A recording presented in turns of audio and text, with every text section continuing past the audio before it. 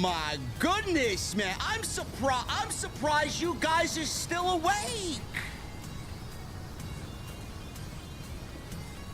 Few people within my circle, man, they tapped out after our American hero wrestled in the open of the show tonight. 2 weeks before their biggest show of the year, and Tony Khan seems to be coasting in, man.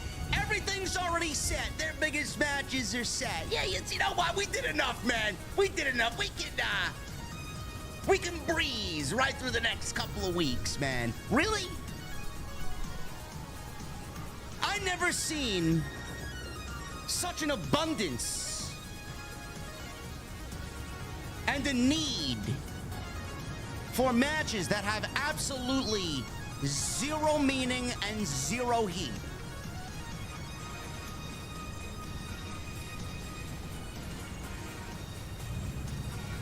They're WrestleMania, and they give us this inexcusable show that I'm sure their fan base will cover up with excuses. Oh, well, there was travel issues. There was no travel issues. Tony Khan said it himself. I'm traveling to the OTS venue, where logic is always on the menu. Cold, ice cold. I may need 2 old fashions tonight. Anyway, Jesse's waiting there. I'm gonna be there in a bit. And when I do get there, I'm gonna walk in, I'm gonna look at all of you, and I'm gonna ask one very simple question. What the fuck are you guys drinking? See you over there.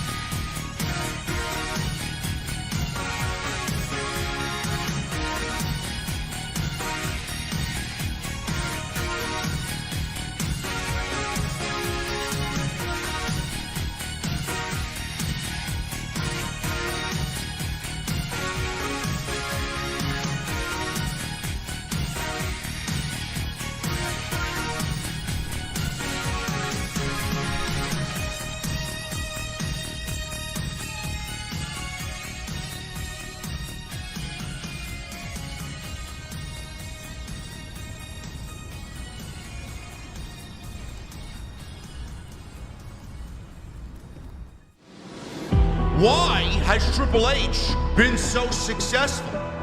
Why is Triple H running WWE better than Vince McMahon and Bruce Pritchard on Monday and Friday night? Long-term booking.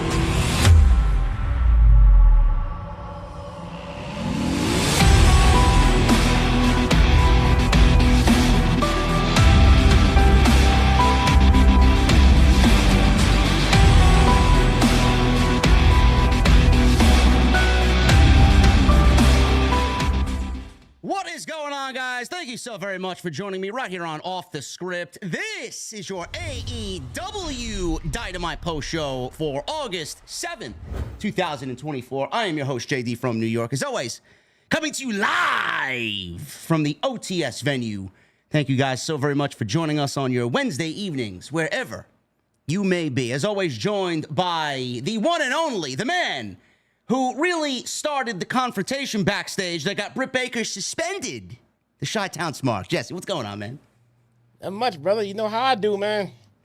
Listen, bro. Listen, you had to get your revenge for last year London at some point, right? It was a long-term booking. Yeah. Yeah, tell me about it, man. I mean, 1 year in the making, but I figured I'd get her back. Yeah. So what I did was I planted MJF's girlfriend in the women's locker room, right? There you go. And then forced them. I'm not getting into all of it. Now, we'll probably dabble in that a little bit later as Brit was on the show tonight in a backstage segment. Hi, Brit. Glad that you're back, Brit. Glad that you're back, but the segment sucked. The segment was awful. We have a lot to say about that. Jesse, I have a problem. I have a dilemma. I may need your opinion on this. I trust your opinion. I trust your valued input. Let's get it, man. Several people within my circle have stated that I may need a haircut. Should I shave my hair? It's quite long, bro. Look. Don't you think you've lost enough hair? I don't know, man. I got look at my hair. I don't know. You gotta give. I'm going for that Mike Bailey, that speedball Mike Bailey look, man. I don't know.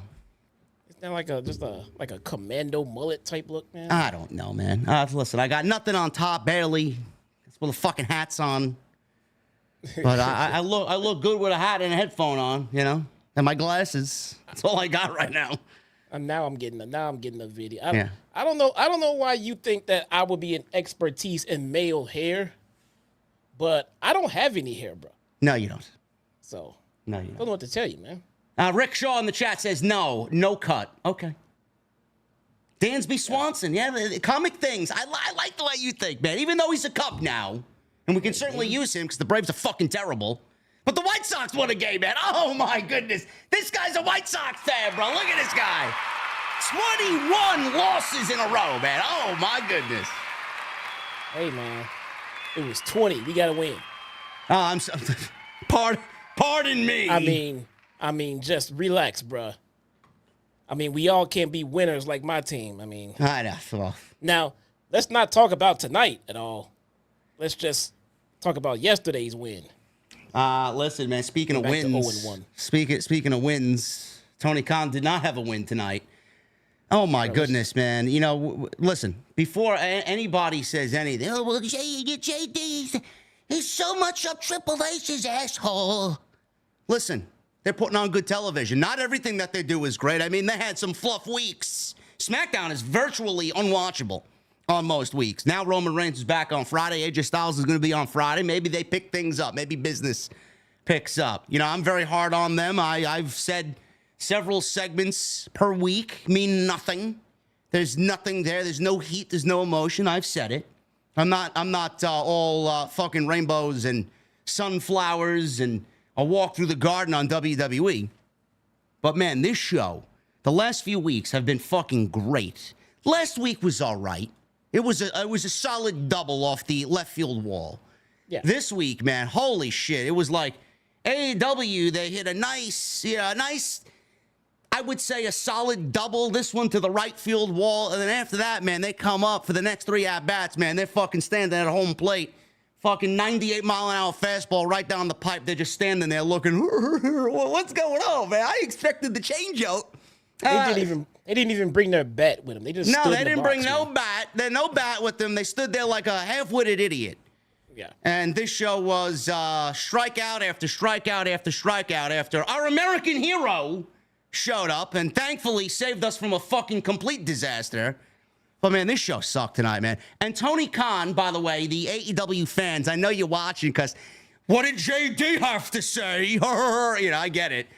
Tony Khan tweeted out that there was not anything to do with travel issues for this show. He says, and I quote from the boss himself, with flight cancellations, several AEW wrestlers are struggling to get to Dynamite tonight.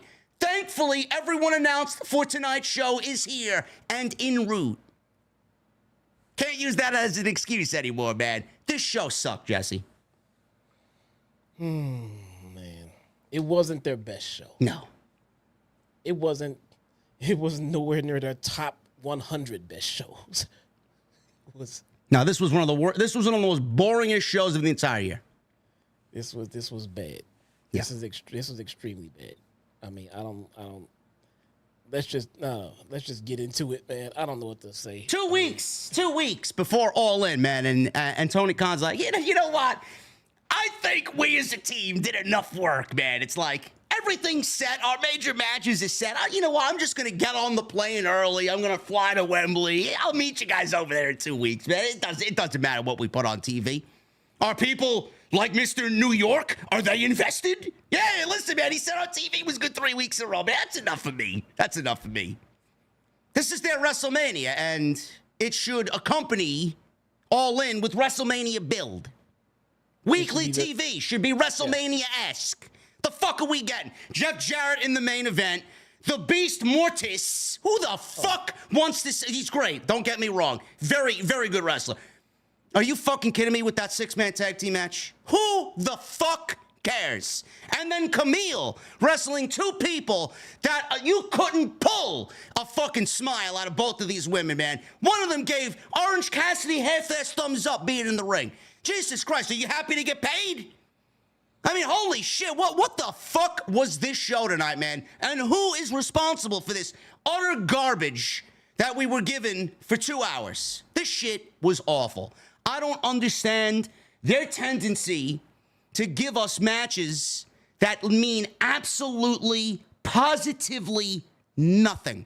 No heat to any of these matches, man. It's a common problem. Let me throw these guys out there because I love them. What do they have to do with the fucking show? What do they have to do with the show? What do they have to do with All In? Nothing. I wasted 2 hours of my life after MJF showed up, did what he needed to do, sold the biggest match on the fucking show, and then until the main event and we got Swerve, everything else in between was as stale as fucking 6-month-old deli meat, bro. This shit was awful. Awful. MJF came out, opened the show, did what he had to do. Then he went to the back and tweeted all fucking night. He was on his phone in the back on Twitter burying trolls all night. I mean, you know what he was thinking, man. You know what he was thinking. He's like, you know what, Brit's on the show, man. Fuck that bitch. I don't give a fuck about her match. I'm just gonna tweet for the rest of the show, man. He went on a. He had diarrhea of the fucking fingers, man. He just went and tweeted every troll he could find, and that's what he did for the whole night. We had to watch the show. Can I seriously ask a question for anybody watching me? You know, listen, you know, the commentary team is so bad at points, I just tune them out. So if they said something, please forgive me. But I didn't hear it. I didn't get any wind of what was going on here. FTR was out on the show tonight, and they're from North Carolina. It's always great to see FTR. Great. But the Acclaimed, they were out there brawling with FTR. Supposedly, the story is that FTR feels like they should be the team to take out the Young Bucks and win the tag team titles. It's fantastic. I mean, how many times have we seen it? I mean, I don't really give a shit to see it for a 5th time. It's the only reason they're in the company. But it's the only reason why they're in the company. Yes, you're proven right every month.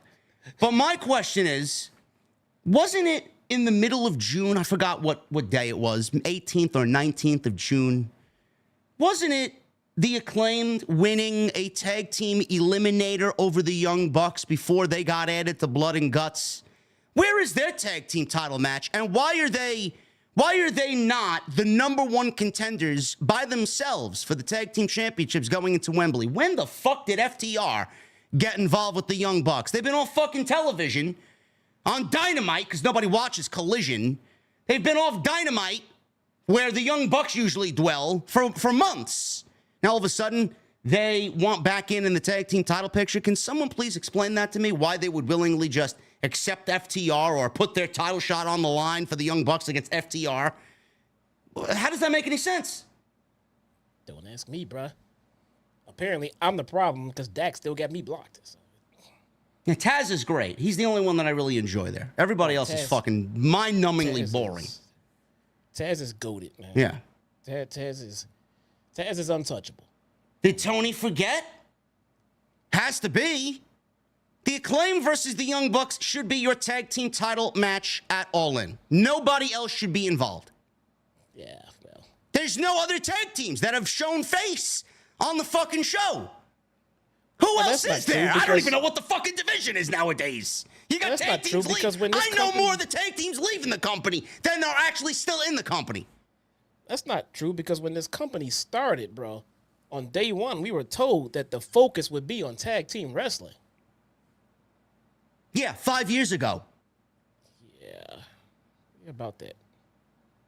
This show sucked, ladies and gentlemen. This show was awful. If anybody there is watching me, man, you guys did a shit job tonight. 2 weeks before All In. And the only saving grace for this show was the man who opened the show, the biggest ratings draw, quarter by quarter when he's on. And after that, after him, everything goes down a fucking hill. And I'm going to call him the new Orange Cassidy because how many times can you start the show off with MJF before it just becomes redundant? It's going to get to that point, and it's not anything that he has done, but it will become more apparent that they are desperate to maintain that lead-in from Sheldon and Big Bang Theory. Well, here's what I'm going to love here, because this is going to be a long review for anyone who liked the show or does not like to hear us sitting on the show. But the thing I love is we've been putting this show over for the last 3 to 4 weeks or so. Oh, yeah. And I don't know about you, but I don't have anyone in my DM saying, thanks for the kind words. I'm glad you liked the show, you know. But I got a feeling, come tomorrow morning, we're going to have some fucking DMs. I got enough DMs this week. I don't need any more DMs. Oh, man. I love everybody, man. I really do. I really do. We're going to get into this shit. First of all, I got to shout out my guy here.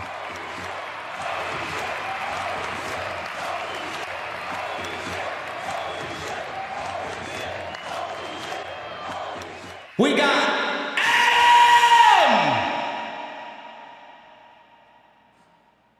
Casper with a $100 super chat. Oh, my goodness. Happy Wednesday, JD and Jesse.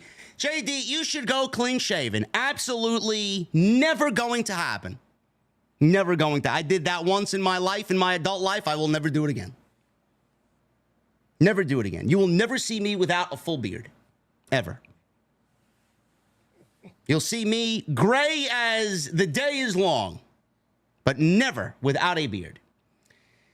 We will get into the rest of the show. If you guys want to send in some super chats like my guy Adam Casper, you guys can certainly do that. I would love that. I would appreciate that. It's a great way to support the show. Make sure you guys follow us on social media.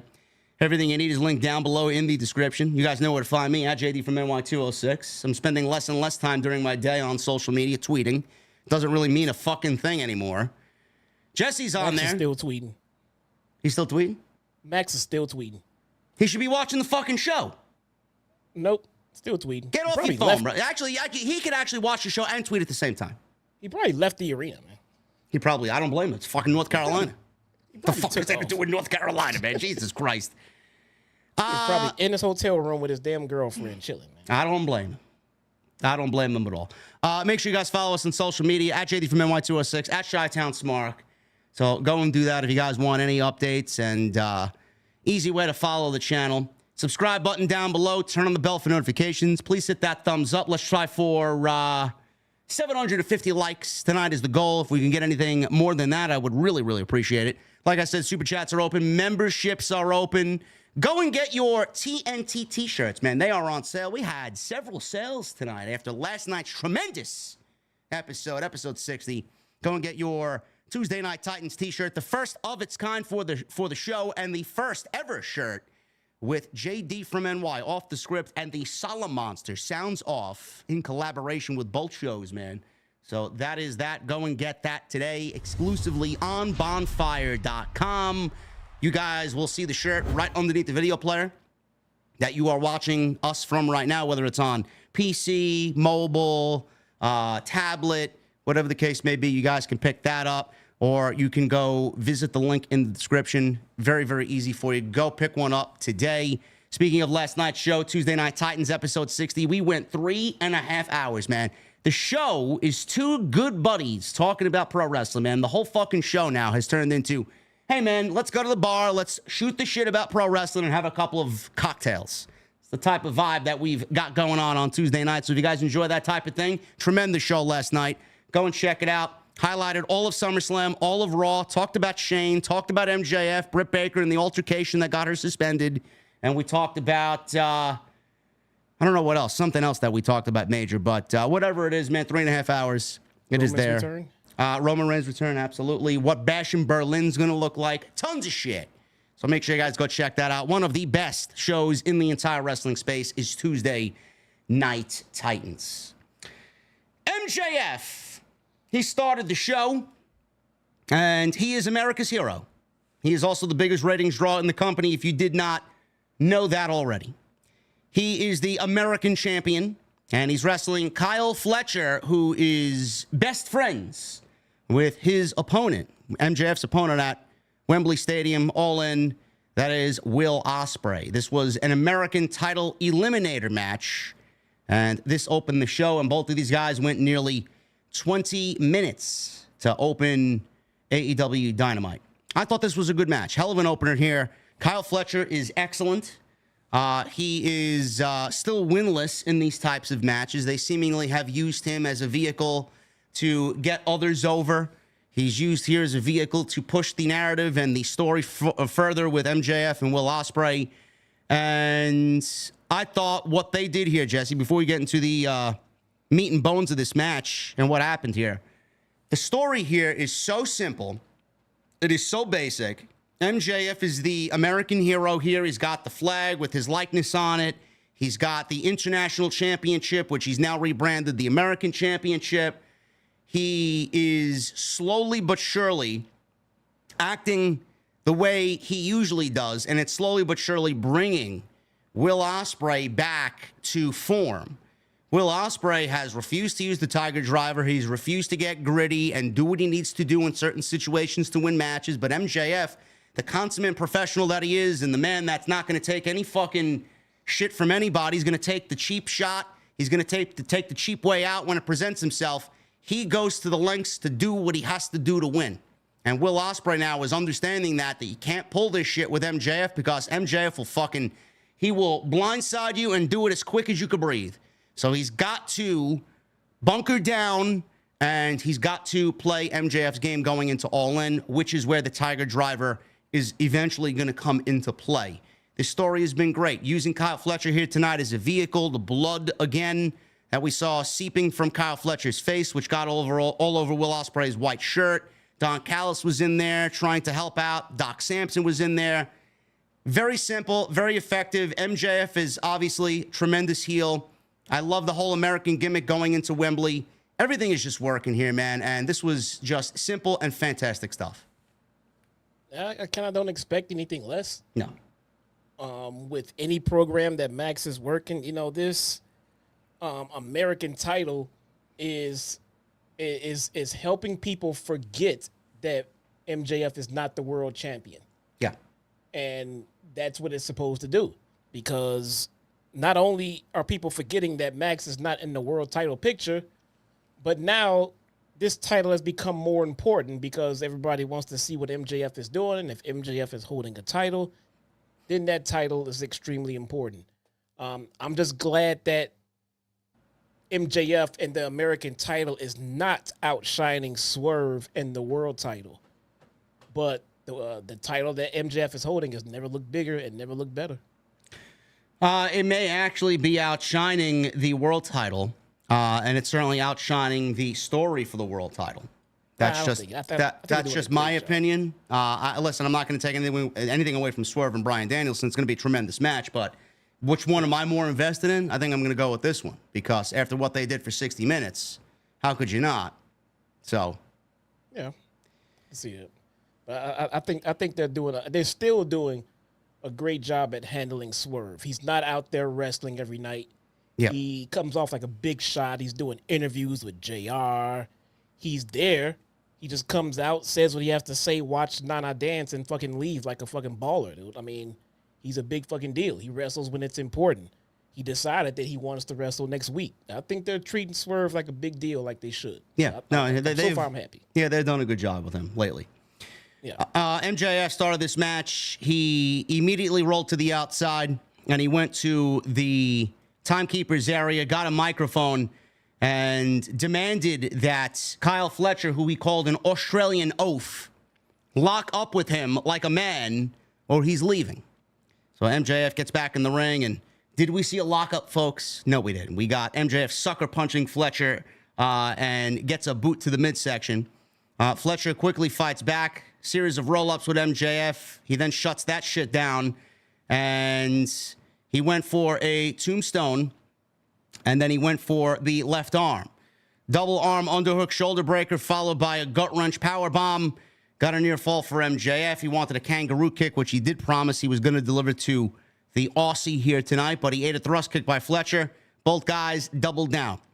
So Fletcher comes back, spinning sit-out slam. Leg lariat sends MJF to the outside. Fletcher hits a dive, big dive, followed with a massive top rope moonsault, which he kind of got, but also did not. He didn't get a lot of it. Big acai moonsault off the top rope. Back inside, Fletcher went up top again. Took too long. MJF rolled out to the floor. He takes a seat.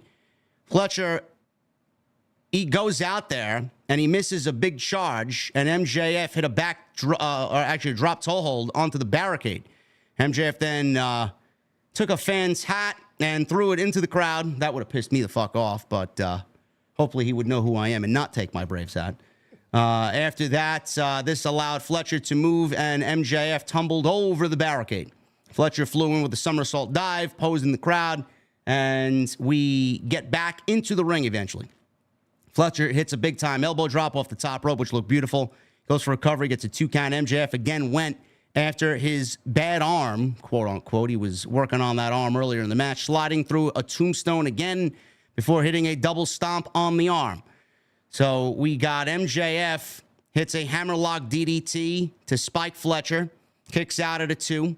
MJF starts to go at Fletcher again, calling him a wannabe Osprey, spitting on him.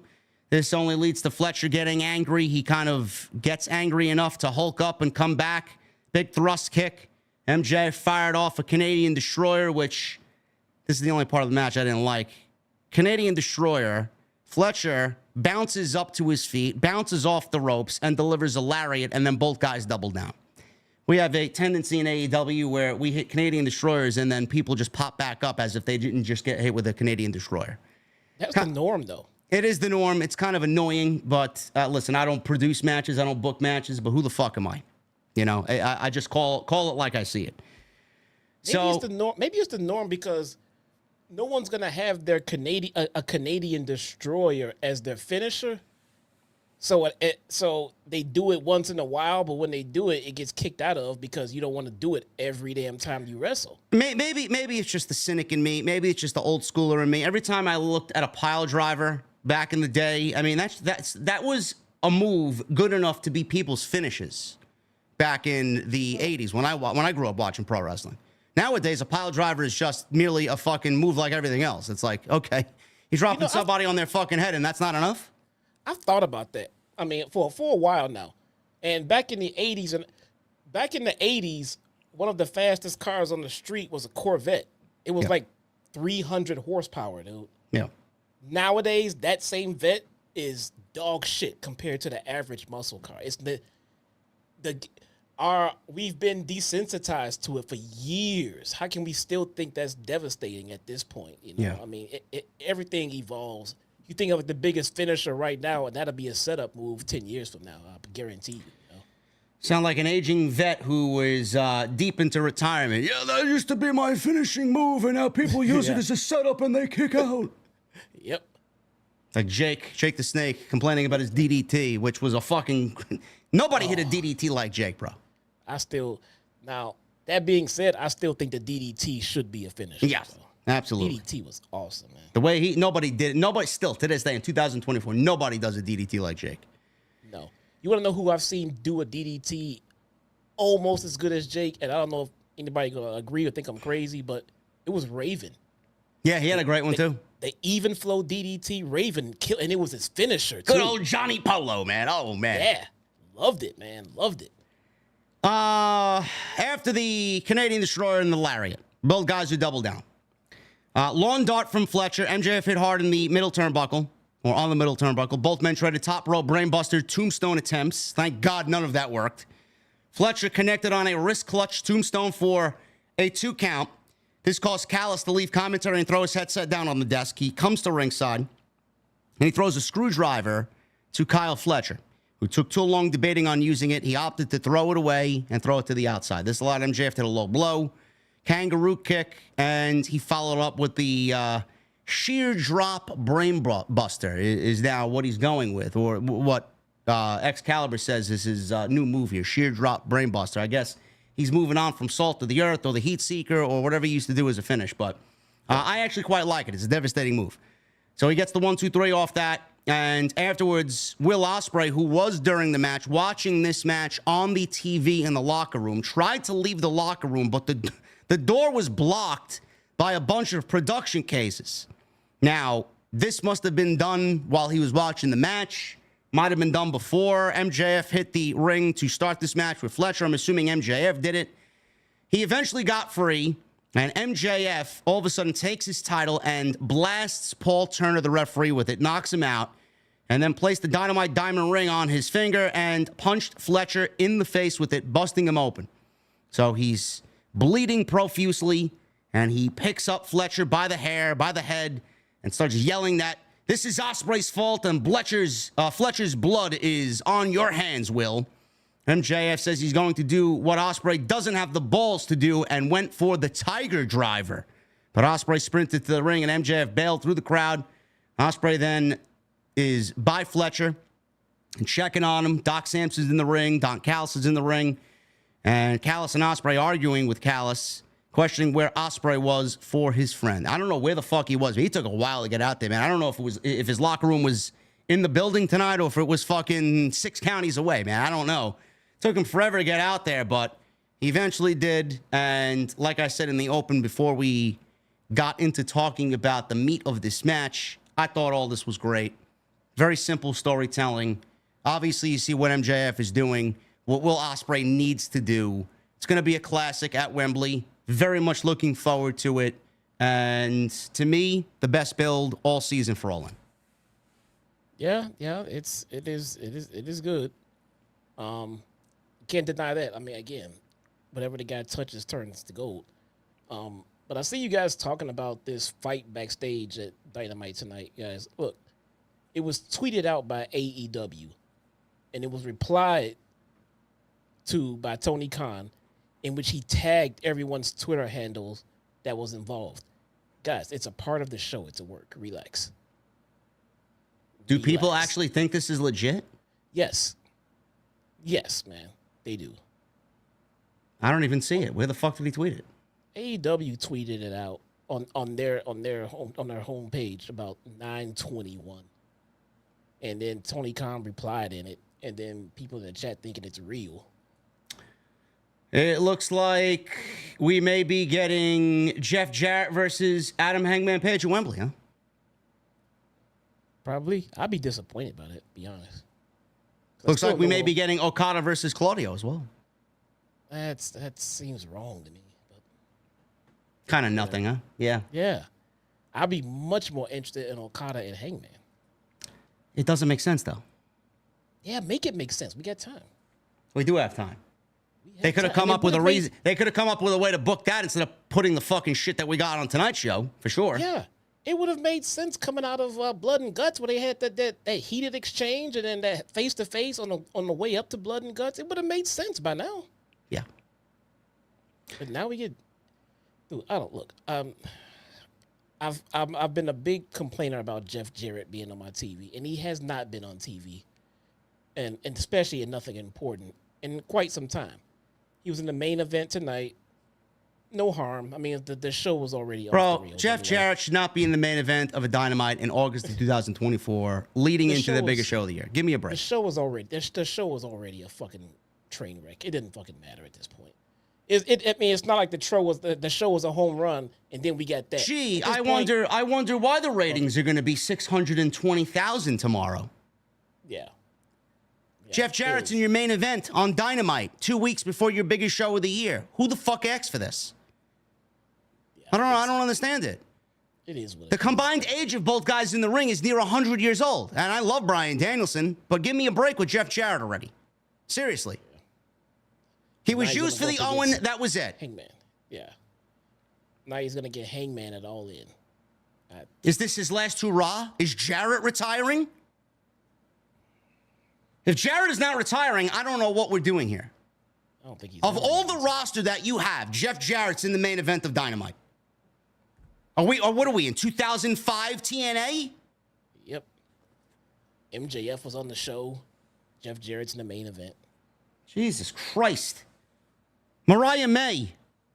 She went one-on-one in a squash match with Viva Van. I remember I called a match of Viva's in House of Glory. Very good.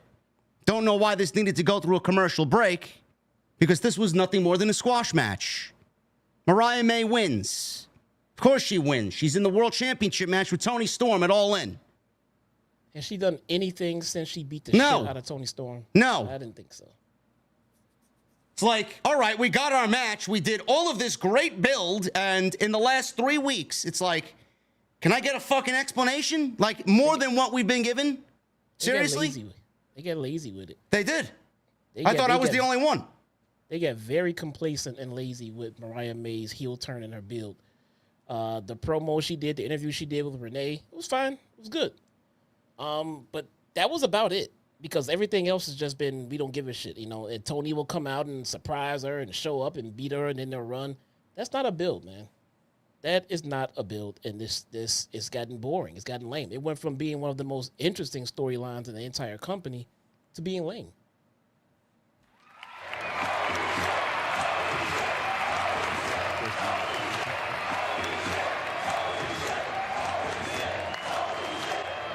You bet, bro. We got a $100 super chat from, again, Adam! Casper. Don Callis is awesome on commentary, even going back to the ECW days in the late 1990s. Don Callis is fucking great on commentary. Always loved Don Callis. Loved him in TNA. Loved him in New Japan. And every time he's on, he just adds a different vibe, man. He's so knowledgeable. And he's got a great voice for it. Love Don. I don't know how you feel about Don. How you feel about Don? Don is great at what he does, man. Yeah. I wish we had a little bit more direction on this Don Callis family deal, but you're talking about Don by himself. Don is a national treasure, man. Why are people talking about this casino gauntlet match at All In? What is this? Is this a thing? When did this get announced? Tonight. Did it? Yeah, it did. Yeah. Jesus Christ, man. Oh, no, Max is on the road. He's got a 10.5-hour drive, so. Oh, yeah. How dedicated he is to the show, man. How dedicated he is to us Americans, man. It's unbelievable. 10.5 hours back to Plainview, Long Island. I doubt he lives in Plainview, man. Who the fuck wants to live in Plainview, really? Hey. Manhasset, maybe? Oyster Bay? The most magical place on earth, remember? Maybe. I don't know. Viva Van and Mariah May, like Jesse said, they've dropped the ball on this in the last several weeks. No creativity. It's like all the creativity just halted. As soon as the match got announced and they did the attack, it's like everything just kind of ceased to exist. I don't know. Yeah. They built this for a long time, man. A long time. And they finally got the big turn. After the big turn, they just, okay, we're good now. We'll let it go. Let it coast till All In. By the time we get to All In at this pace, no one will give a shit about that match anymore. So the winner of this casino gauntlet match apparently gets a shot at All Out at the World Championship. All right. So why isn't Hangman Page in the gauntlet match? That's not the direction they have for Hangman. Who's in it? We don't know. Okay. People are saying Ricochet may be in it. He's not going to be in it. And even if he was in it, he's not winning it. Why would they do Ricochet for a World Championship match right away? That doesn't make any sense to me. Yeah, let's put him in there to lose against whoever the new world champion is. Yeah. His first match back. Yeah. Lose. I don't know. Darby won a Royal Rampage match to get a title shot at Grand Slam. Okay. That's what happened there. Mariah May, Aviva Van, this was a squash match. We got Mariah May, sweet chic music, hit Van in the head. She gave a kiss of death before running a knee right into Aviva's face. Mayday, 1, 2, 3, after a Storm Zero, and that was it. So she opted for a Storm Zero. Post-match, Mariah May was handed a gift. It looked like a portrait frame. She unwrapped it, and it showed a picture of Toni Storm cradling May in her bosom during good times. The other side of the photo, in big black, creepy writing, it said, "Die, Mariah, die." Well, Toni is really going after Mariah May, her own little revenge tour, huh? There you go, man. She just keeps popping up out of nowhere and getting a few licks in and getting separated. So nowadays, I prefer Liv Morgan over Toni. Just the way things have gone. Man. Yeah, That's a yeah, I'm not digging Toni's look, man. This damsel in distress, this yeah. tossed aside Hollywood starlet, this look. She looks like death. You know? Yeah. She looks broken. Yeah. Because of Mariah, man. Yeah, listen. I get it. It works great. I love the visual. It's just not for me. After this, Toni appears in the ring, and they start brawling.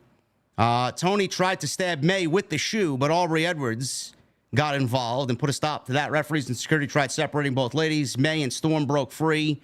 Let them fight. Let them fight.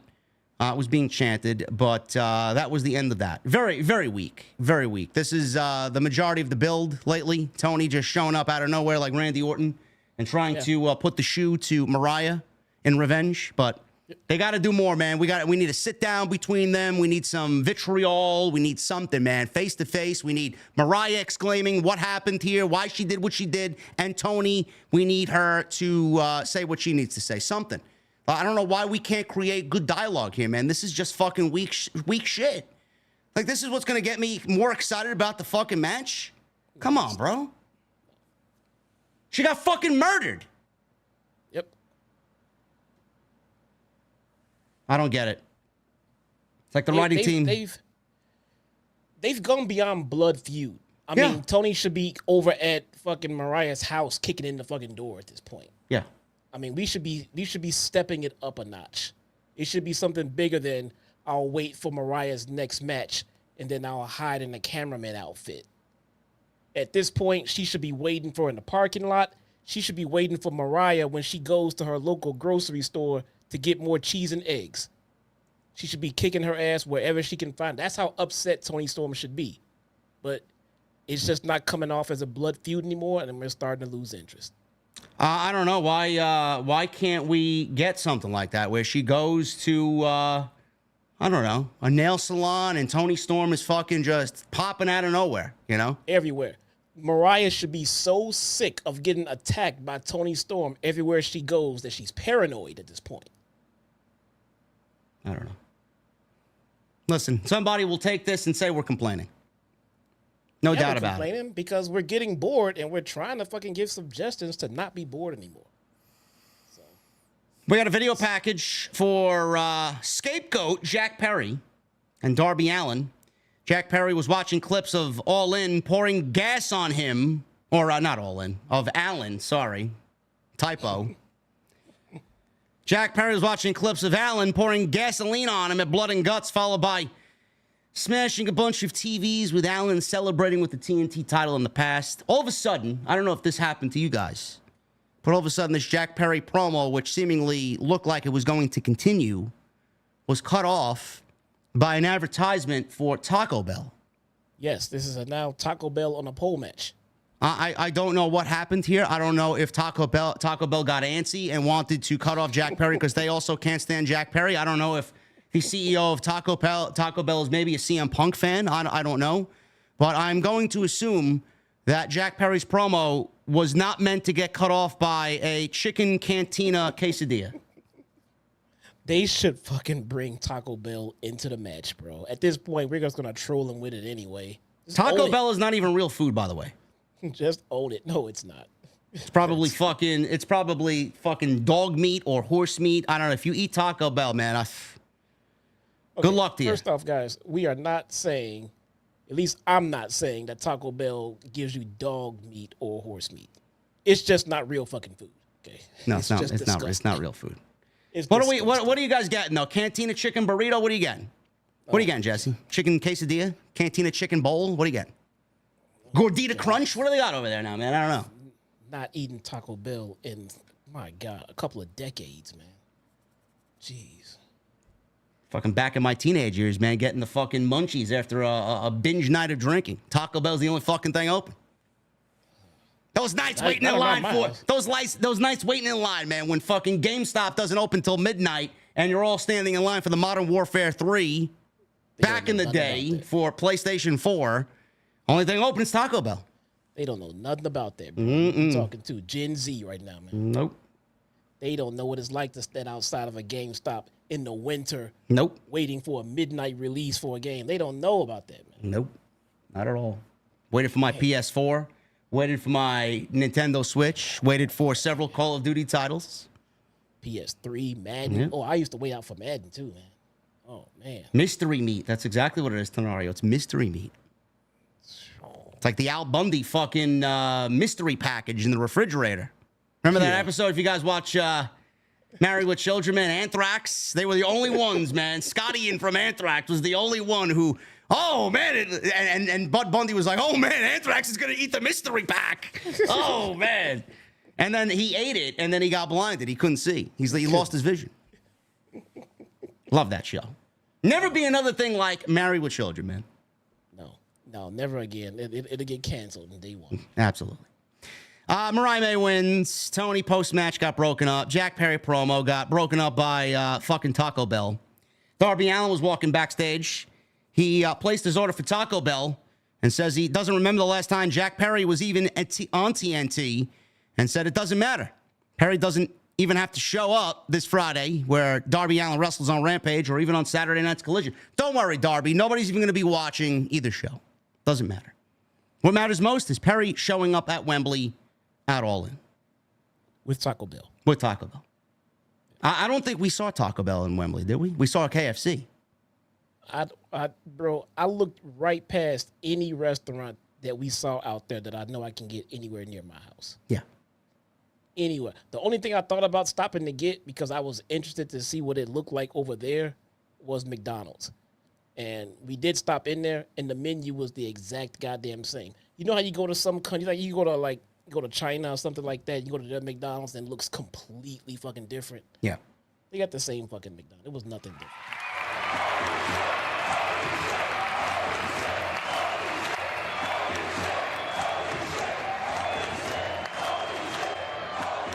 My guy Adam Casper is having a fucking great time at the bar, man. Oh, my goodness. This guy with another $100 super chat.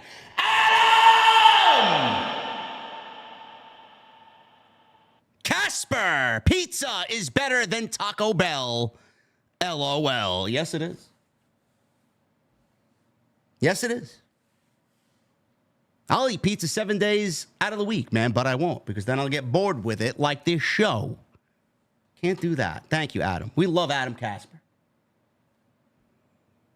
What we don't like is the learning tree. Katsuyori Shibata and Brian Keith. Wow. Let me tell you something.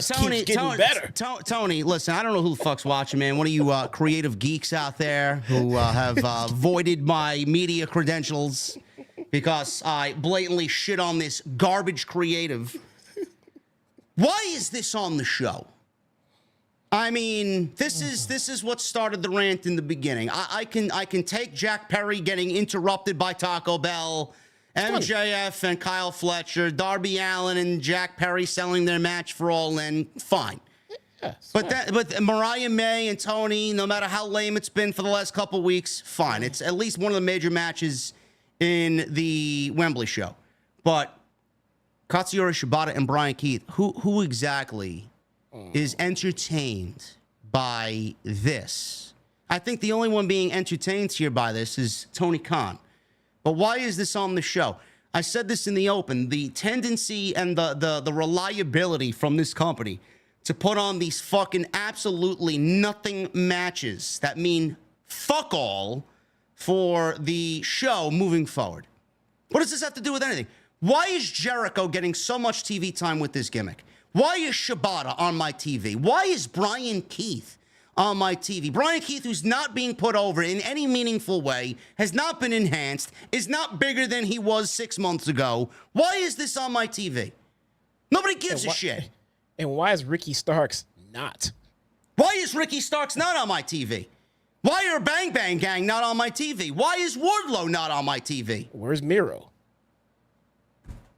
God almighty, does this roster need split rosters, man? I can't stand this shit.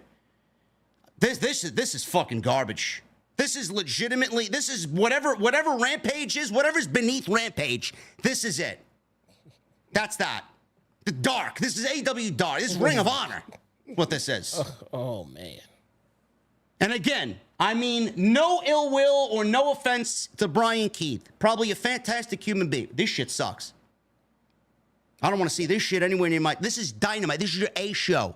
Again, when I see the ratings tomorrow and I see 607,000 people who watch this show, 780 of which open the show because MJF opened the show, and then this show falls off a fucking cliff to fucking 550,000 for the next quarter hours. You want to know why? Here you go.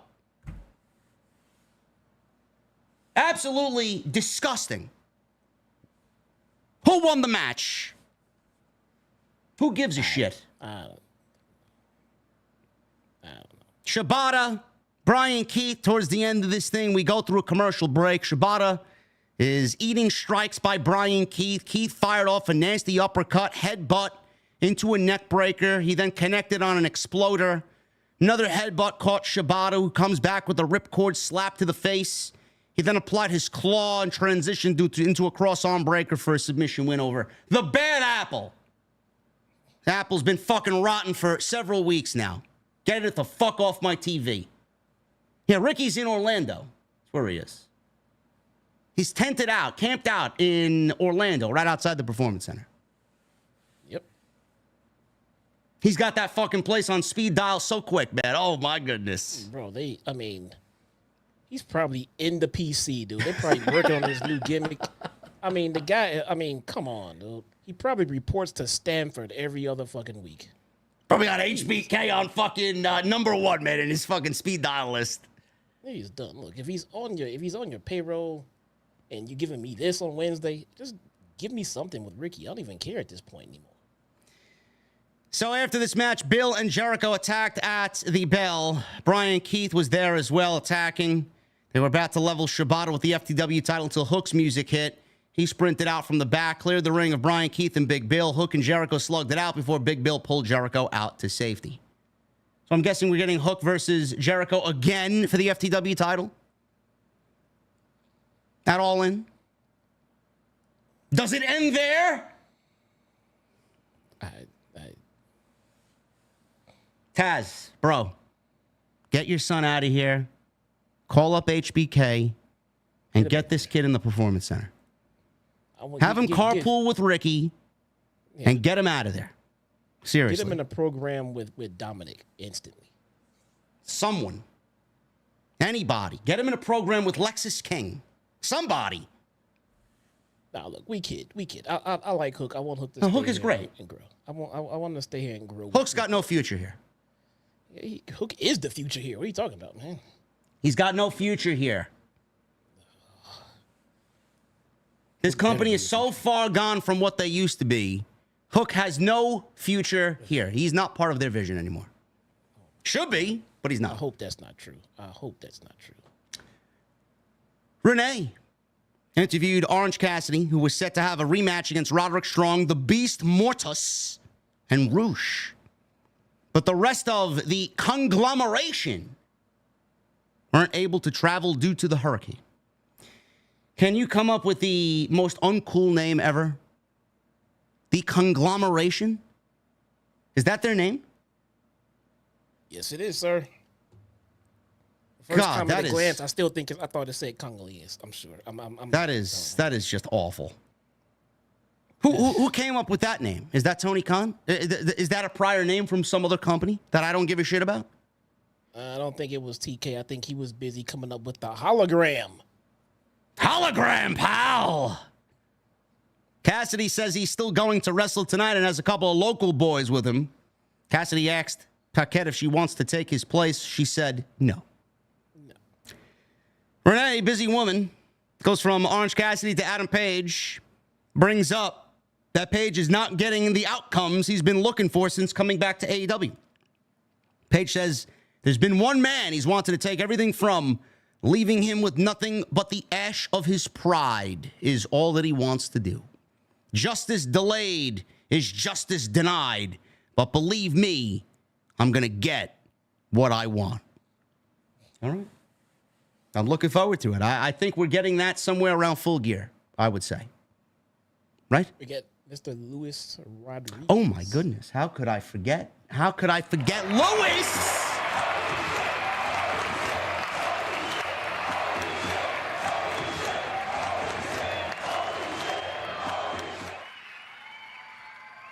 We got a $100 super chat from Lewis! Doesn't quite work the same way. Lewis with a $100 super chat. I'm drinking at the bar. Shirley Temple's cracking. You two are the best in the IWC. OTS for life. Thank you, Lewis. Appreciate it. Appreciate you, brother. Hopefully you are well. We are the best. We are the best. Those you're going to watch, man. These fluff content creators out there, man, that are very, very biased towards one company over the other. I think Max is listening on his car trip right now, man. You think so? Yes, I do. All right. We love Max. Yes, I do. Kangaroo kick, man. Yeah.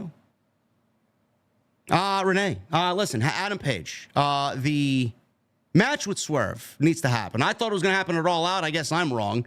I got that wrong. Jesse got MJF versus Daniel Garcia wrong at All In. But I know it's coming. I know it's going to be. But we will see how all this all plays out. Apparently, the rumor is now Adam Page versus Jeff Jarrett at All In. But with the top matches pretty much solidified, I guess we could deal with that as an undercard match. Because let's be honest, real talk here, Adam Page is just fucking great. He is so good. So whatever he's doing, man, I'm just glad he's on TV. He is, man. He's right now. I don't know. I'm not sure why, but it just feels like Adam Page is just on a level all by himself right now. Yeah. It's just no one else. He has this feel right now.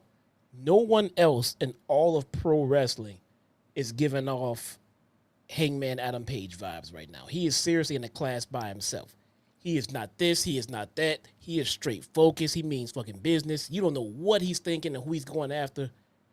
He's just doing something really, really fucking special right now. And I'm really enjoying it. One of the best things on TV. On their TV, anyway. Orange Cassidy and a returning FTR. Cash Wheeler and Dax Harwood defeated Mantar, Roderick Strong, and Roosh. Oh, man. I love Mantar, bro. No, you don't. The Beast Mortis. I tell you, man, he's got a great look. He's got a great look, Beast Mortis. Stop fucking trolling. Do I give a shit about the Beast Mortis? No.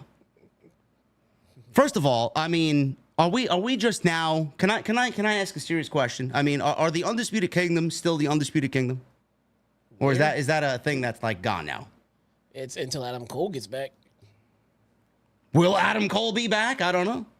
Is he coming back? Is he coming back? Is he going to be aligned with the Undisputed Era? Kingdom. Sorry. Allergies. Maybe when he gets done moving back to Pennsylvania, maybe. Solomonster said that's a nothing burger, bro. You were hearing nothing but rumors. He said he was moving to Pennsylvania. With Brit? He said, Adam Cole said, He said he was moving to Pennsylvania, and he said he was doing it alone. That's not a rumor. He said it. I don't know, man. Maybe Adam Cole is giving up pro wrestling altogether, and he's going to stream on Twitch full time. Maybe that's what he wants to do. I don't know. You can still wrestle living in Pennsylvania, man. I don't know. You could. You know, Pennsylvania is closer to Stamford, Connecticut than it is Jacksonville, bro. Oh, I don't think he wants to be a manager. I know Mr. Levesque would love to have Bebe back. Nah, Trips would love to have Adam Cole back. He would love to. Jesse, on a scale of 1 to 10, how many shits did you give a shit about this match? I'm sorry, what was the match again? Mantar. No. 0. Roderick Strong and Roosh versus Orange Cassidy and FTR. 0. No. Stop. Zero shits. Okay. No. The same number of shits that Ricky Starks gives on social media when he posts anything. Listen, This zero fucks he cares. He has 0 fucks to give. Was this match bad? No, I don't think anybody in this match is capable of having a bad match. Orange Cassidy is very good. I've said many times before, Orange Cassidy's downright great. FTR, even though Dax anyway, fucking can't stand me. Great, love them. I could do it all. I could do without the fucking rah-rah speeches every week that I got to see floating around on social media. Please. We don't need any flag raising for AEW when we get that enough from the fucking troll accounts that we see every week. Beast Mortis, don't care about him. Got a great look, and he's very entertaining in the ring. Roddy is great. Roosh is fucking great. These guys are great. So do I give a shit about this match? Absolutely not. It means absolutely nothing moving forward. Just put Roddy and Kyle O'Reilly in the tag division and let them fucking cook, please. Something. That's it. Or hire Bobby Fish back and put them back together, please. Something. Something. Sometimes the simple answer is the best. It seems like you've been trying to get us to TK. You've been trying to get us to Roddy and Kyle for a while. It lost interest. You've done nothing with it. The simple answer is the best. Just put O'Reilly with Strong and let them fucking cook in the tag division. Simple. Adam Cole comes back, they can move to the fucking trios division until Adam Cole is ready to go back and do single stuff. Simple is the best sometimes, man. Adam Casper.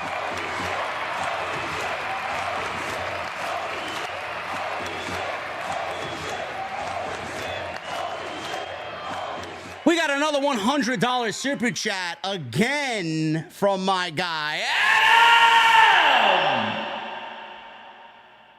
Casper. He says, Adam Cole better be in Pennsylvania. LOL. He better be. I just hope he's all right, man. Seriously, I miss Adam Cole on TV. Yeah, me too. You catch any of the streams? I do not. You. I don't usually watch video game streamers. The only one I watched was Doc, who apparently is making a comeback. On what platform? I don't know. Me either. Okay. Might be Rumble. Might be Kick. I don't know. I don't know how he's going to evade all of this nonsense, but he's the only one I watch. I don't really watch any gaming streamers, but I watch Aztec Cross sometimes. Oh yeah, when the time calls for me to watch those guys, yes, I do watch those guys. Raid wise, big time Destiny 2 wise, whatever's happening there, yeah. Yeah, exactly, yeah. This one led to the heels winning. Oh no, the heels didn't win. The baby faces won here.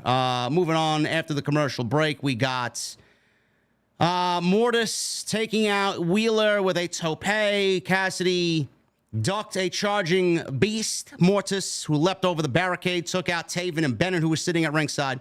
Roosh was about to hit the bull's horns on Harwood, but Cassidy was there with an orange punch.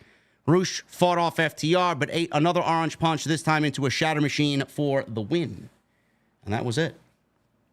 Post-match, the Acclaim came out. Max Caster's mic wasn't working. And Harwood said that they have all the respect in the world for the Acclaim, but this goes beyond AEW. Bowens and Caster broke through security that was trying to hold them back, and they all had to be separated. This goes beyond AEW. What exactly goes beyond AEW? They've been out of the title picture for 3 months. And the Acclaimed won a eliminator match legitimately in June. They deserve a tag team title opportunity. So where exactly does FTR fit into that, TK? Or do you want me to forget? Maybe you forgot. I don't forget. I got cage match pulled up right here. I don't think he forgot. I think ever since you know who left, TK just kind of lost interest in those guys because of their alliance, man. Probably. All I know is the Acclaim should be getting the tag team title match at All In against the Young Bucks. Minus FTR, but this is All In, and Tony's probably going to try and get everybody, squeeze everybody in on the show, and this is going to be a triple threat match. Don't give a shit. FTR has seen their day as tag team champions and have seen their day challenging for the tag team championships. The Acclaimed are ice cold. I think we should give them the opportunity to go at the Bucks alone. Just my 2 cents. And it makes sense. FTR makes 0 sense. They're here for one reason, bro. I was not kidding. To be second fiddle to Matt and Nick Jackson. That's it. They were only here to feud with the Bucks. They feud with other teams in between here and there, but they're here to feud with the Bucks. That's it. We got footage of the Patriarchy being attacked by the House of Black and the Bang Bang Gang, which was shown on Collision last week. I wasn't watching Collision because I was watching SummerSlam. Yeah. Apparently so was everyone else. Patriarchy was backstage tonight and said both of these teams are looking for title shots. So this week on Collision, it will be a number one contender trios match between the two. And they will face the Patriarchy. The winner of this match will face the Patriarchy at All In. Cage will be the special guest referee for this match as everyone appears to need a father figure. He wants to be everybody's father, bro. Christian Cage is another must-see aspect of AEW television. If he's going to be everyone's father, does Mama Wayne get to be the mama? I don't see why not. Who's the better mommy? Mama Wayne or mommy? That's a tough one. No, it's not. It's fucking Rhea Ripley, bro. No, it's yes. No disrespect to Mama Wayne. Yes. I mean, no, it's not. It's not. We got a... Actually, who's going to win that match? House of Black's going to win that match, right? I guess so. I mean, are they stuck on Collision too? I mean, yeah. You say it should be a brand split, but some teams and some acts, some people, Thunder Rosa, Deonna Purrazzo, I mean, we get FTR here tonight, but, you know, House of Black, they all stuck on Collision, man. They are. We need it to be announced. We need it to be a formal brand split. Yeah. I'm telling you, it'll work. It'll be the first. If I was in charge, if I was a part of that team, the first thing I'd be pitching. Need a brand split. Separate these shows. Otherwise, we get fucking Katsuyori Shibata and Brian Keith on Dynamite. We don't need it. We don't need it. Hologram. He was shown. Got a video package shown on this newcomer. Impressive newcomer. Hologram. He's been having success since debuting on Collision 3 weeks ago, Jesse. And you want to know why Ray Phoenix and Penta are not coming back to AEW, bro. I love the Lucha Bros. I love what they've done here. But I don't blame them. How could they stand out and be special if they got fucking Hologram dancing around, flipping around out there? Yeah, they are not unique in AEW anymore. No. And you don't think they know that? Yeah. Not only that, I do think that WWE will tone down their in-ring style a little bit, which might be something that they need to kind of keep them off that injured list, man. That's a good point, and I have absolutely no problem with that, especially Ray Phoenix. Yeah, exactly. Listen, man, Andrade, you don't see Andrade doing that type of shit. Andrade could do some of the stuff that Ray Phoenix does, but he doesn't need to, right? No, he doesn't. But Andrade is a weird hybrid. He can work Lucha Libre, but he can also work Brawler and everything else. He can do it all. He doesn't have to work Lucha Libre. And working it in WWE, I mean, it's just not anything appealing. That style works in companies like AEW and New Japan. So you will not convince me. Yeah, I'm sorry, Jess. I don't want to cut you off. It's okay. I think the Lucha Brothers and the style that they bring will be a breath of fresh air in the tag division in WWE. Because they haven't really done anything with Dragon Lee over there. The only ones over there that can really adapt to that style is the LWO And they're not really working that style very much either. I mean, I think the Lucha Brothers can help them go ahead. They don't not help them, but they can go ahead and match that style with them. And matches like that with the LWO will be a breath of fresh air in WWE. But it won't be as high risk and all that shit like it is in AEW. That might be best for, especially for like you said, like Ray Phoenix, man. Imagine Lucha Brothers versus DIY. Man. Lucha Brothers versus Street Profits. All those guys can do all those spots that the Lucha Brothers can do, but they do them sparingly. They don't go out, ding, ding, ding, match Ray Phoenix over the fucking top rope into, I mean, bro, save those spots, man. Yeah. Seriously. Yeah, I'm looking forward to that. And like you said, Jesse, I think him toning down his style is absolutely something that is much needed for Ray Phoenix if he wants to prolong his career. I'm excited to see them go there. If that's the case, nothing is confirmed at all right now. They could still very much end up in AEW, but I think it's a great move. And listen, you know, you guys got your holograms and your fucking Beast Mortoses and Vikingos who's coming back, and then you're gonna get Ricochet. It's like, do you really expect Ray Phoenix and Penta to be unique with those guys in the company doing all that shit that Ray Phoenix and Penta were doing in year 1 and year 2 that made AEW stand out because you weren't seeing that shit on Vince's WWE? No.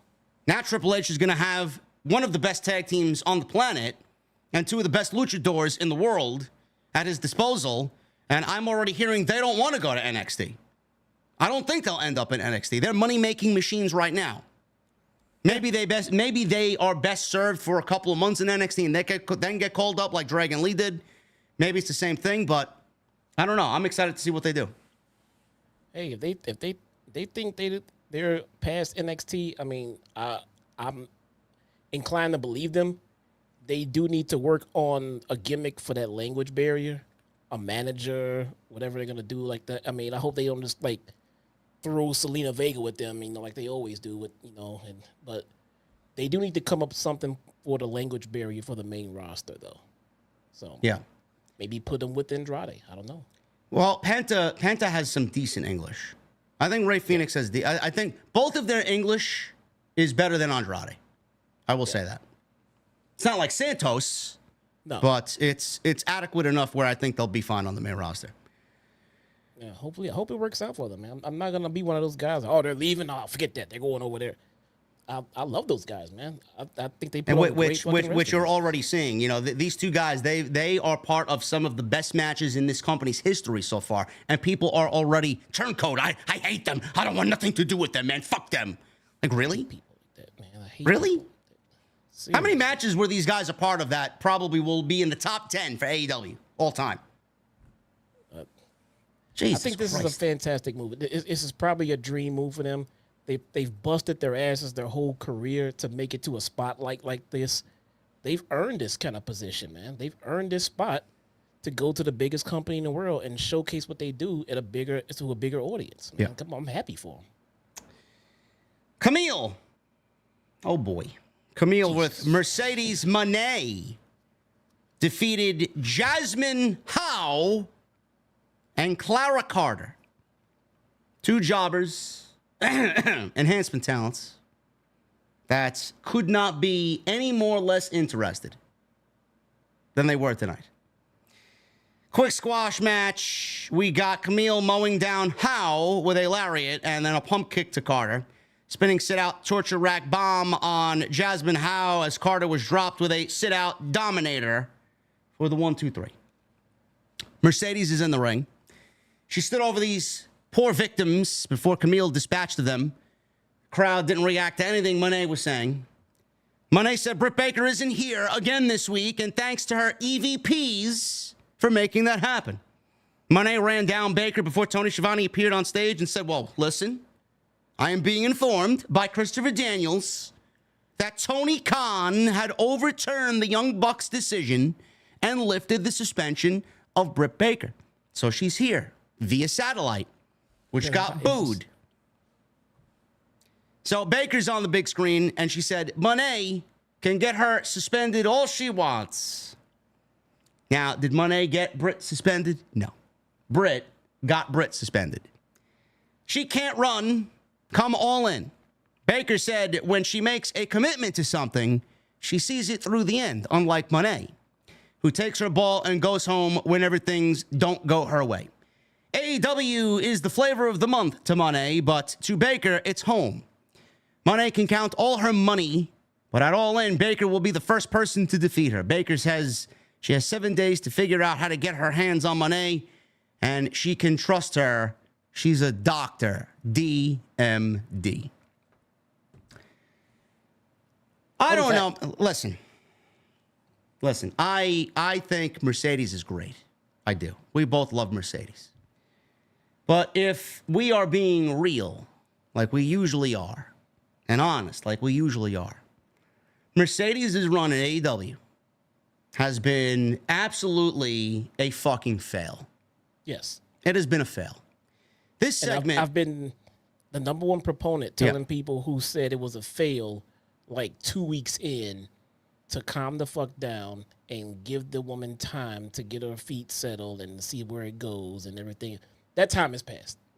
When did she make the debut? In May? Was it May? Or June? What was it? April? It was April, right? I forgot. March? It was March. I think it was March. Yeah, Big Business was in March. You go back all the way to March, and Jesse and I were correct. Give it time. See how they do. Right? The Willow stuff was okay. The match with Stephanie Becker was great. After that, I don't know what the fuck we're doing. I don't know where we're going. And I don't know why this shit seems so fucking cold. You know, the MJF and Britt Baker news that came out is now more interesting than whatever Brit is doing with Mercedes. And that, again, should not be. Nope. I don't know where we go with this. This was a fucking slam dunk, grand slam feud. It was. How could you sit there and take Mercedes, who has the prestige and the legacy that she's developed for herself, coming from where she came from, and you have Britt Baker, who's the first female signed to AEW, and this isn't the hottest fucking feud in the entire company. If you wanted anything close to WWE versus AEW, this was it. What the fuck have they given us? Well, they've given us nothing. So they brought back Brit. She was out for a long time. Wanted Britt Baker back. They brought her back and put her in a program with someone who is ice fucking cold. They may want Mercedes to be hot. They put a title on her, but I'm sorry, she's just not hot right now. She had no momentum going into this, and she has no momentum during this. And it's not like putting her with Brit was going to pick up the momentum all of a sudden, because we just don't care about what Mercedes is doing with that cringe-ass music and dance that she does. I mean, I saw her at like a game, like some kind of game or something like that. And I was at a mall maybe, and she was trying to get the crowd to start chanting CEO, and she started doing that cringe. It was the cringiest shit that I've seen in a long fucking time. What was that, a Comic-Con? Yeah, maybe it was. No one is interested in this gimmick of hers.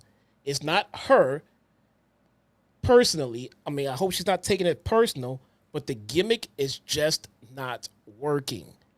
It's just not working. It needs to be revamped. It needs to be adjusted, shifted. She's turned heel. Still no one gives a shit about it. It's just not fucking working, man. I wish I had an instant fix for a suggestion, but I don't. All I can say is it's not working. I don't.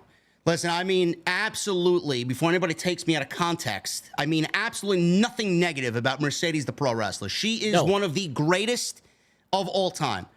One of the best women's, I said this, I could fucking puke how many times I said this. The greatest women's match of all time at TakeOver Brooklyn, #1 with Bayley.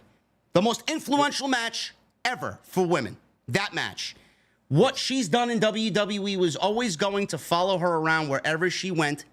Sasha Banks and the aura of Sasha Banks was always going to follow her, and she was never going to live up to Sasha Banks. Everybody knows her as Sasha Banks. This Mercedes gimmick is a take on Sasha, but Mercedes Moné is not Sasha. Sasha Banks was cool. Sasha Banks had it. Sasha Banks, you know, you look at Sasha, and she showed up on screen, and you put her side by side next to Becky and Charlotte, out of all the horsewomen, who's the biggest star? Sasha Banks was the biggest star. I don't have to hear a word out of her mouth. I don't have to see her fucking throw a wrestling move in the ring. She was the biggest star. Here, with this gimmick, with what she's doing now, this run has fucking failed. I don't know whose fault it is. I don't know if Mercedes has creative control. I don't know how much say she has over what she does. I don't know if it's Jennifer Pepperman. I don't know if it's Tony Khan or a mixture of everybody involved here. This shit sucks. I said it before. I'm going to say it again. This was a slam dunk. You wanted anything close. Tony Khan's out there having fucking interviews. Would you be open to working with WWE as some sort of forbidden door? They don't want to work with you. But you know what you had at your disposal? You got Sasha Banks in the fucking company, and you got Britt Baker, two of the biggest fucking egos in the entire wrestling industry, right underneath your fucking nose, and you do nothing to sell that to us on TV? You couldn't develop any type of story between Sasha Banks, where she came from, coming on into AEW, treating this shit like the WWE locker room, like she owns the fucking joint, for Britt Baker, and she's sitting there as calm and cool and collected as she is. Are you fucking kidding me? The Brit I want to see is the Brit that supposedly told MJF, his girlfriend, fuck you, bitch. That's the Brit I want to see. To Mercedes. Why are we getting Brit backstage to a non-performer, and the Brit we're getting on television is nowhere close to the Brit that we need to see? Yeah. Nope, Tell me when I'm telling lies. Someone. That might be a little bit of an idea that you may have tripped out upon right there.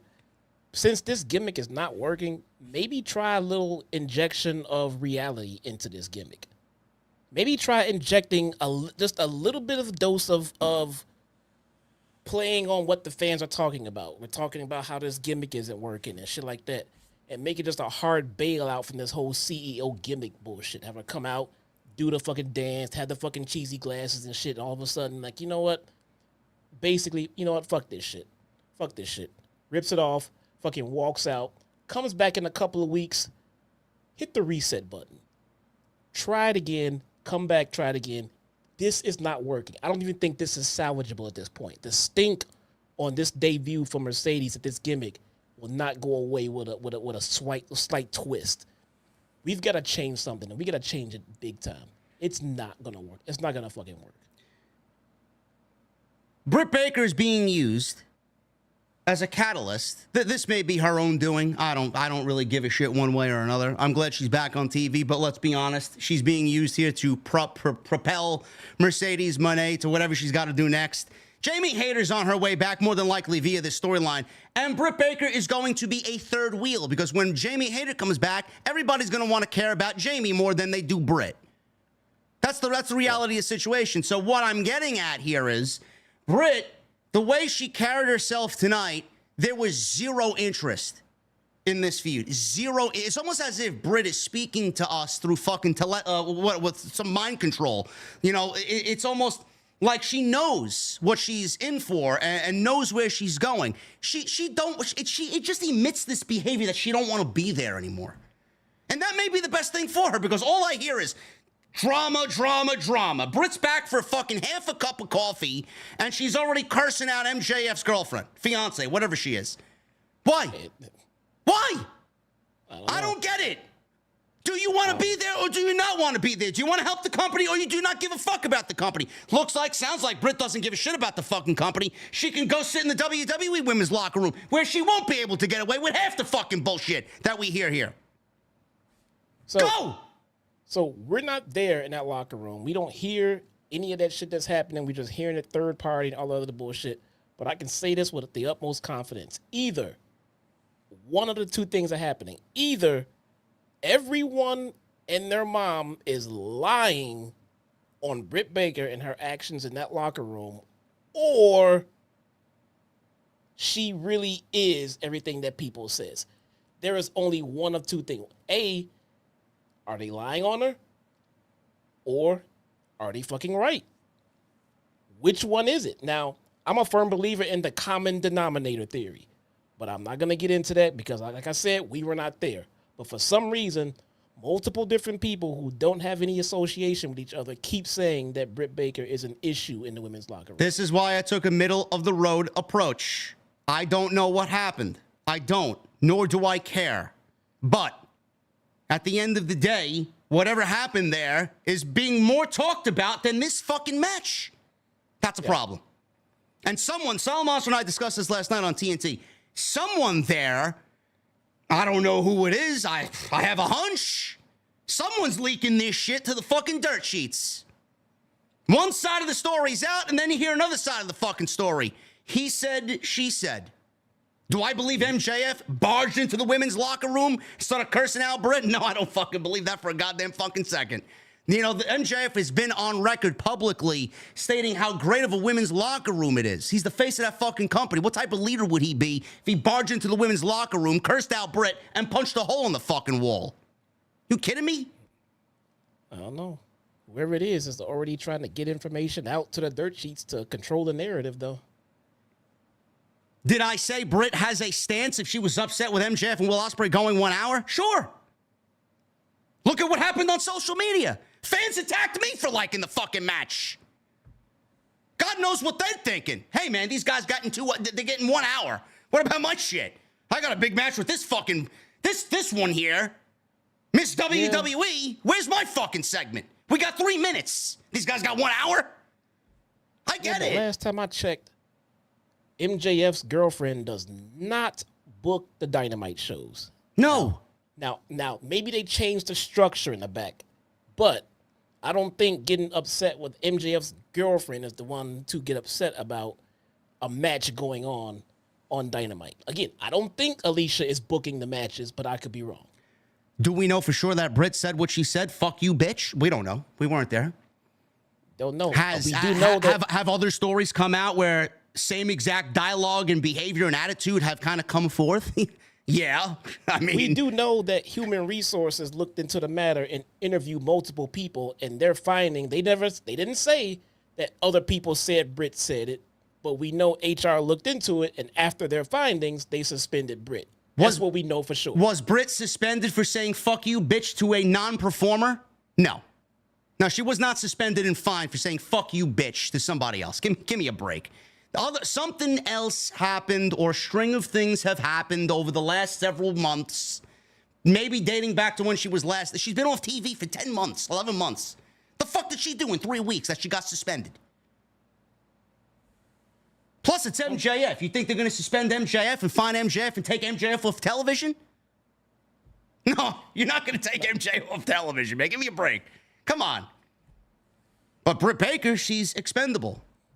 Now she is anyway. She can't pull that weight anymore.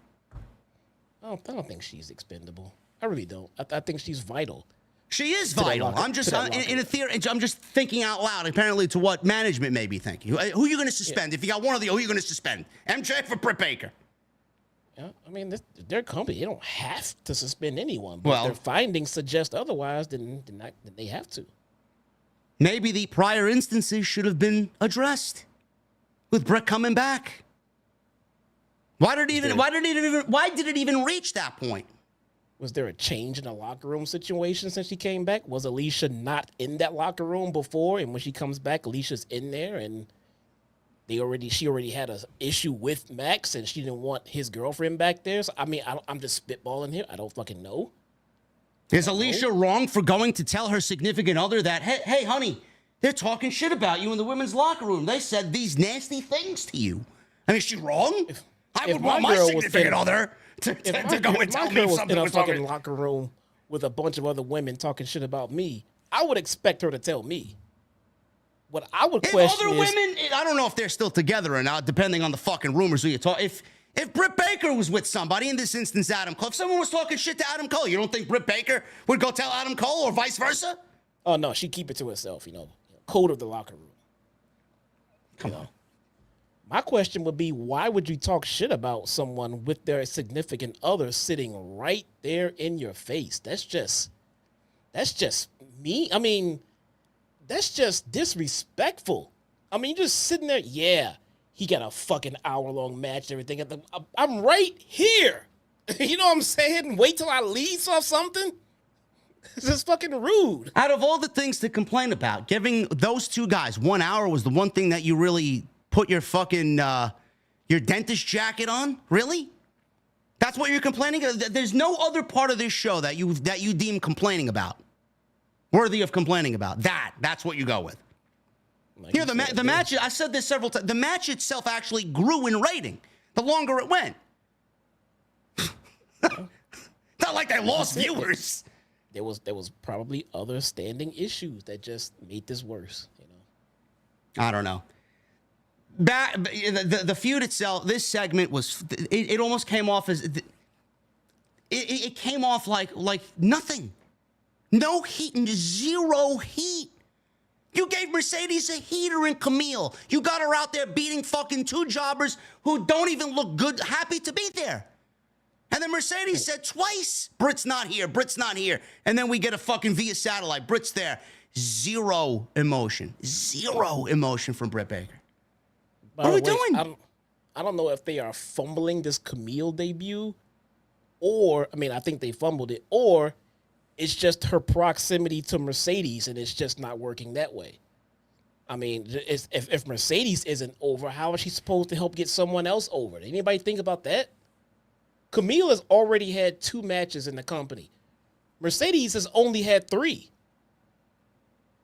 It's crazy. I mean, did anyone think about that? If Mercedes is not over herself, how is she supposed to get someone over who has no notability at all amongst your audience?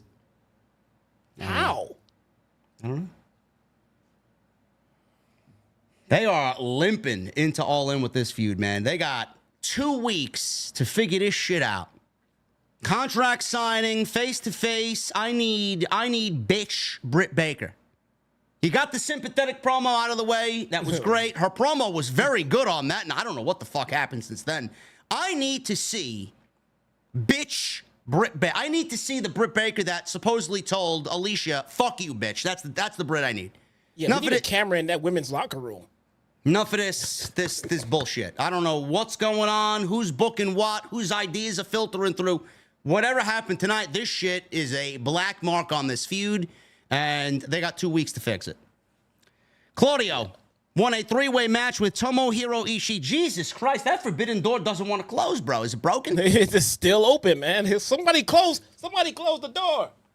He won a 3-way match, Claudio did, against Tomohiro Ishii and Lee Moriarty on Collision. Jesus, now you know why nobody's watching fucking Collision, man. You guys want me to watch this shit. We're told here that Claudio is getting an international championship match at All In against Kazuchika Okada. Great. You got 2 weeks to make me care. Yep. I doubt they do it. And in the main event, Bryan Danielson, Jeff Jarrett.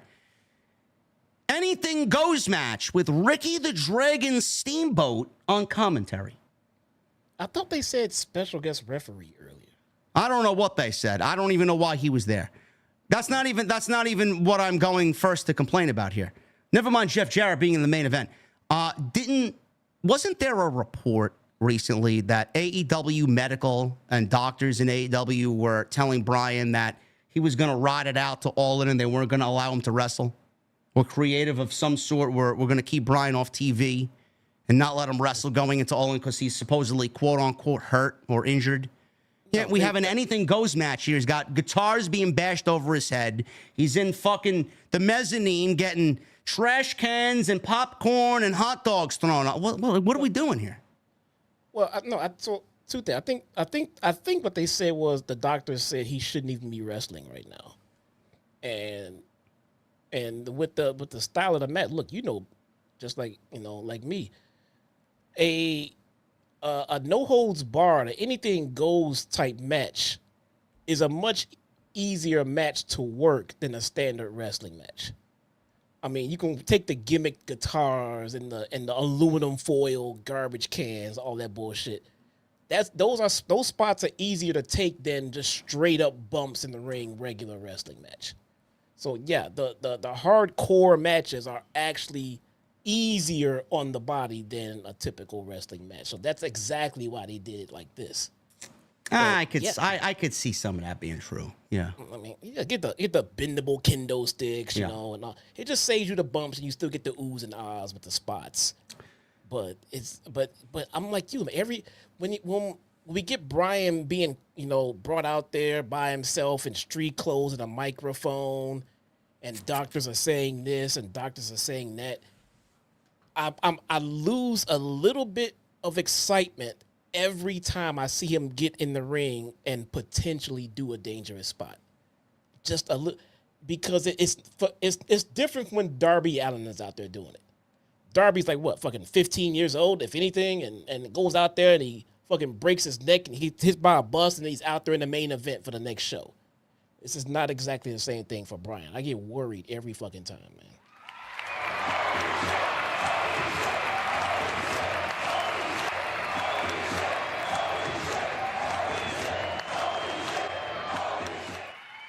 Billy Bomb with a $100 super chat. What's up, JD and Jesse? I'm at the hospital getting ready for my first knee surgery. And I told the doctors I have to do this before I get a new knee. OTS family comes first. Hopefully I'm better tomorrow morning, and I will be better. Love you guys. Please get Hater back soon. You know, Billy's getting another round of applause for that. I mean, this guy, you guys are fucking crazy, man. Man, Sometimes you guys leave me speechless. This guy, Billy, leaving us speechless. He told the doctor, I got to get this fucking Billy Bomb in on this Geeks AEW stream before I go into surgery. You believe that? Unbelievable. Amazing. Billy, the speediest recoveries, thoughts and prayers and love with you, buddy. Get better soon and get home quickly. It's main event. We got Anything Goes, Bryan Danielson and Jeff Jarrett. Apparently, this match was supposed to get Danielson ready for Swerve at All In. How exactly did that happen, Jesse? Well, I'm going to follow the story here. And Jarrett came out hot, came out with the fucking guitar, sneak attack, did everything that Bryan wasn't expecting. So as a sparring coach, trainer, it's getting him ready for anything that might be coming his way, because Swerve can be a sneaky bastard, you know, if you want to look into his heel days, you know what I'm saying? So yeah, I'm following the story, and I get where they were going with it. Jeff's going to go back to, look, Jeff Jarrett was a fucking vicious fuck in his prime. Man. He was. So he's just a straight-up dick. And he brought a little bit of that to the show tonight just to get Bryan ready. Bryan beat the shit out of him, had him bloodied, and they hugged it out at the end. I get the story in it. I do. I'm not trying to shit on everything that happened. All I'm saying is that it's, like you said, a couple of weeks out from All In. This is it. This is not it for your main event. This is just not it. It was the main event, and we got them brawling into the concourse here. And we got a commercial break. Jarrett threw trash at Danielson. We see popcorn and hot dogs and mustard and ketchup flying all over the place. They fought back to the ring after a double picture-in-picture break. Danielson threw Jarrett into a chair at ringside, kicked away at his chest. Jarrett threw a chair at Danielson. He leapt off the apron coming at him. Danielson clutched his knee. Steamboat was talking about the challenges of Bryan going deep into a match, kind of thinking ahead to Swerve, kind of giving his own expertise on what Bryan was going to basically embark on going into Wembley.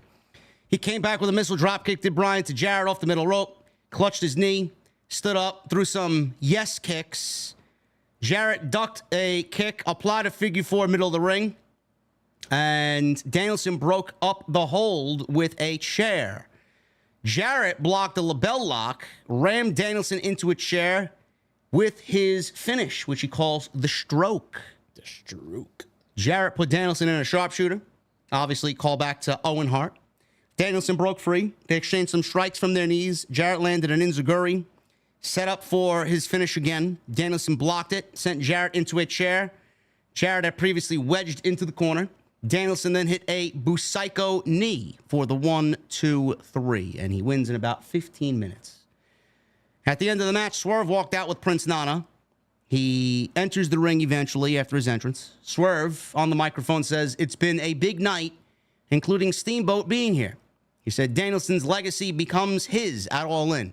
He says he won't hesitate to take that kill shot. He said the same thing to Ospreay, I believe.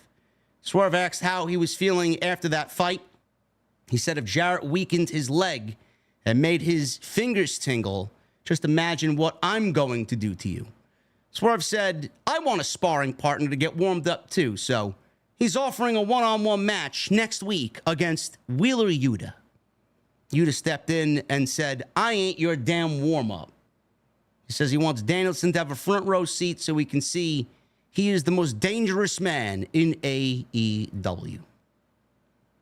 Wheeler Yuta versus Swerve next week, man. I don't know if you're interested in that. I'll pass. But that's the way the show came to a close. And that's the way a painfully boring Dynamite ended. Look, in-ring work, bell to bell, Yuta versus Swerve. Sure, I'll take it. Sure. Sure. Interested in the story behind it? Zero. No. Thank you guys for your generosity tonight. Thank you for supporting what we do here. If you have any complaints that we complained tonight, kiss my ass. This show, I know. This show sucked. This was a lackluster show that had nothing to do with travel issues. Everybody that was there was supposed to be on the show. And this show was as weak as anything heading into a pay-per-view for AEW all year. They got 2 weeks. I better see absolutely banger shows from this point on. So we'll reassess and get back to you guys next week. Let's get into these super chats and then get the fuck out of here because I just want to sit here with a cold beverage and play some Destiny for the rest of the night. Yeah. Follow us on social media. At JD from NY206, at Chi-Town Smark. Hit that subscribe button down below for this channel. Go subscribe to Jesse's channel as well. I linked his channel down in the description below. Go and get your TNT merch. It's now live on bonfire.com. I'd love to sell. Our goal for the month is 30. If I could sell a shirt a day, I'd be happy. Silent Monster would be happy. So go get yours today. If you're wondering, if you're thinking, don't. It's a great design, and the quality of these shirts, the premium shirts, is fucking great.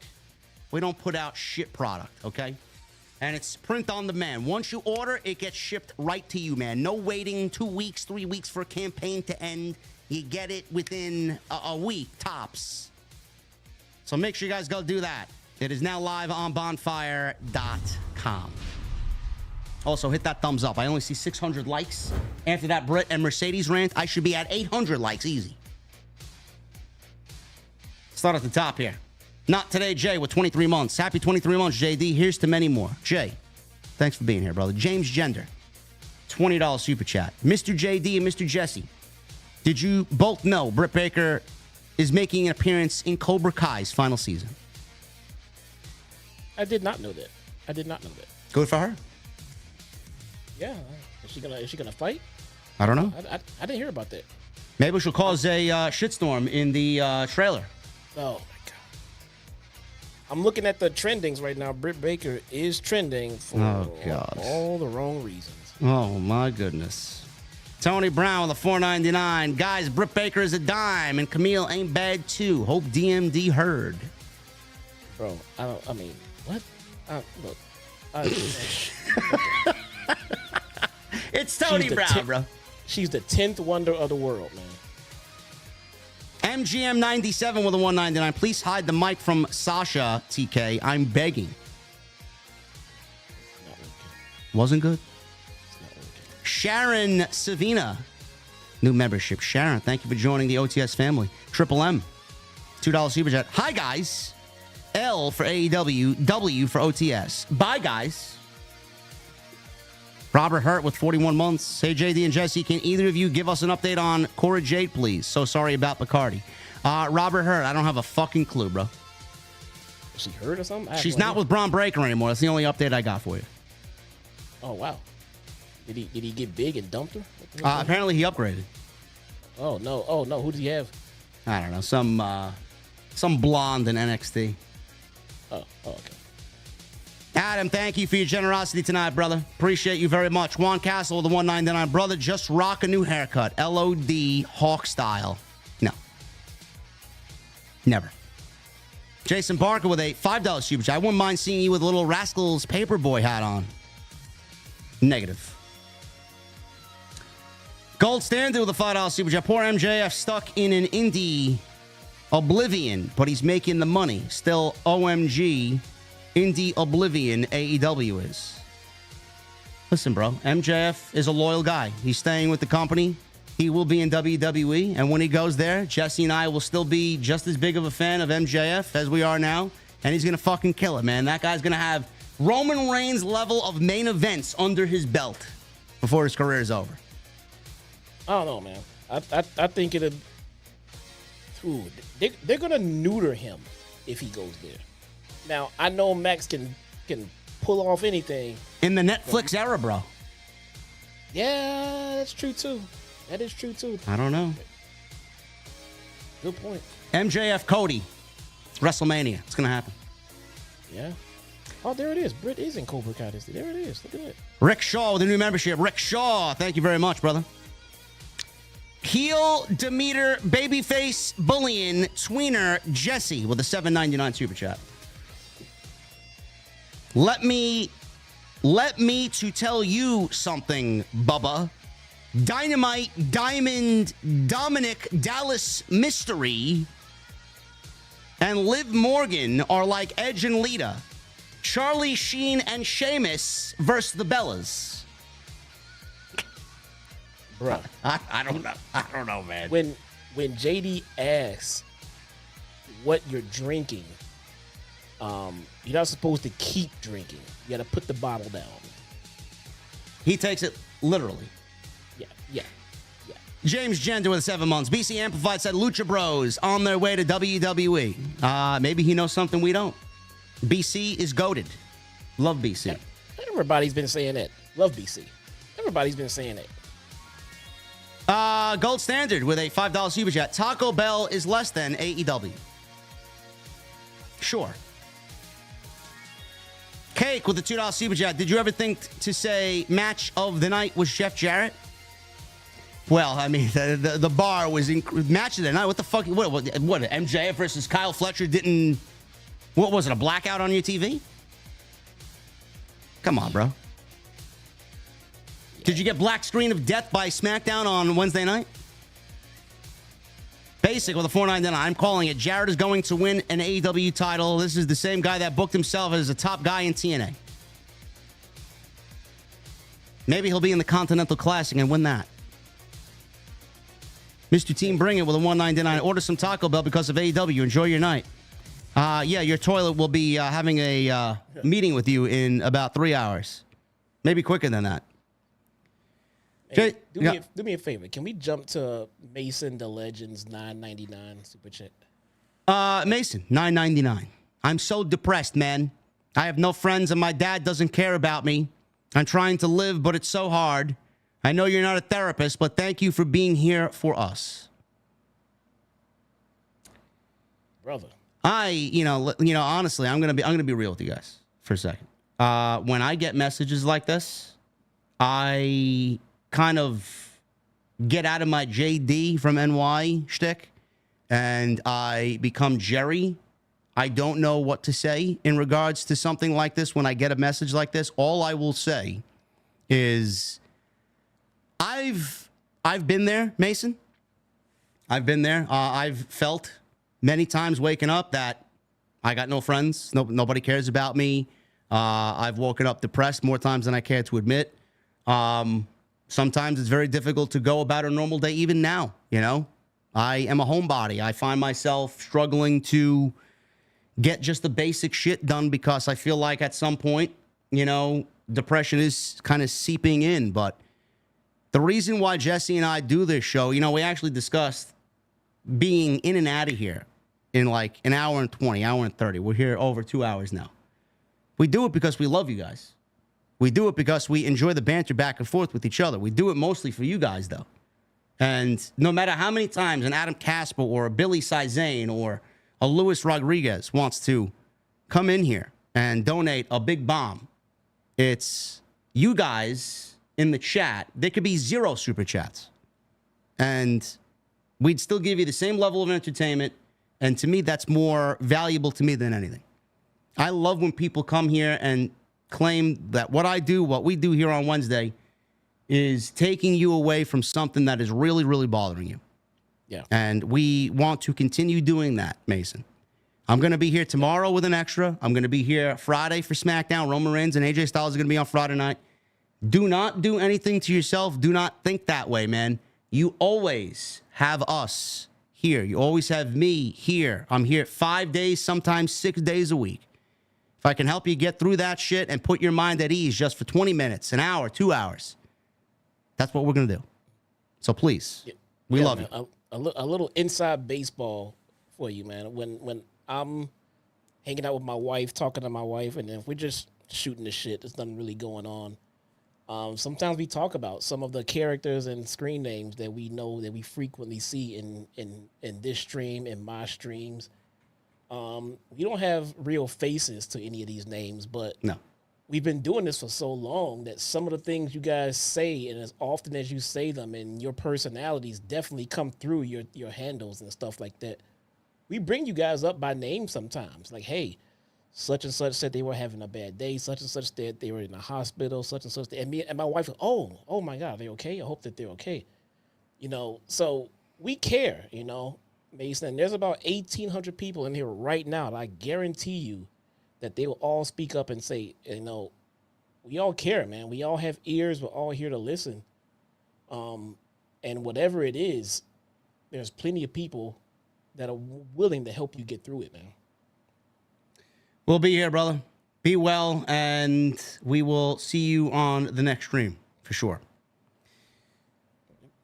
James Gender, $10 super chat. Tony Khan has overruled the EVP suspension of Britt Baker. Sure.